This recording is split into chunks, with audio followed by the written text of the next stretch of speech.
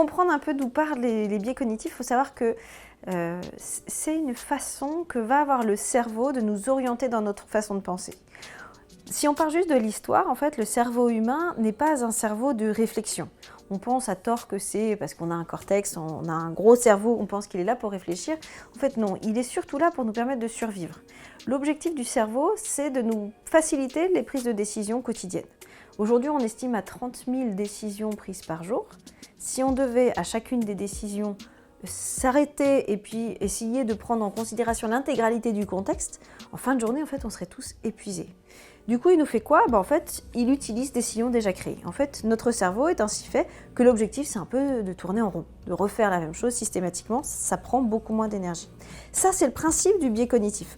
En application, ça veut dire quoi ? Ça veut dire qu'à partir du moment où on va avoir un premier jugement positif ou négatif, on va avoir énormément de difficultés à pouvoir le transformer. En fait, le handicap, ça va être la même chose que le biais cognitif, c'est-à-dire que ça va déclencher une première pensée automatique. La pensée automatique, c'est je le rapproche à une histoire.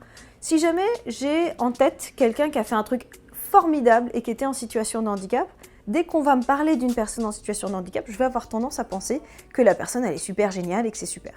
Si dans l'autre sens, j'ai une image très dégradée du handicap et je me dis c'est des gens en fauteuil, c'est compliqué, ce sont des gens qui revendiquent plein de choses, qui ne travaillent pas beaucoup, etc. Dès qu'on va me parler d'une personne en situation de handicap, je vais me raccrocher à cette idée-là. Voilà, c'est vraiment de se dire qu'on ne va pas aller chercher réellement l'information.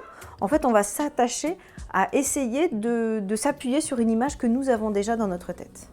En fait, ça nous a amené, nous, neurobiologistes, à se dire, mais tiens, donc en fait, on n'est pas du tout libre. On pense qu'on pense librement et on se revendique comme des êtres libres, mais en fait, on ne peut pas l'être. Le principe du biais cognitif, c'est que c'est une fonction vitale. Il n'est pas possible de sortir de ces biais cognitifs. La seule chose, c'est qu'on peut avoir une alerte. Quand on est très très très sûr de nous, sans avoir aucune preuve tangible, aucun chiffre, à ce moment-là, il faut se douter qu'on est dans l'affre du biais cognitif.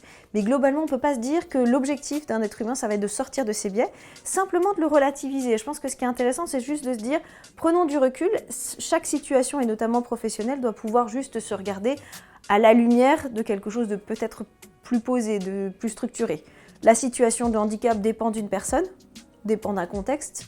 On peut juste se dire qu'il faut laisser la chance à tout le monde.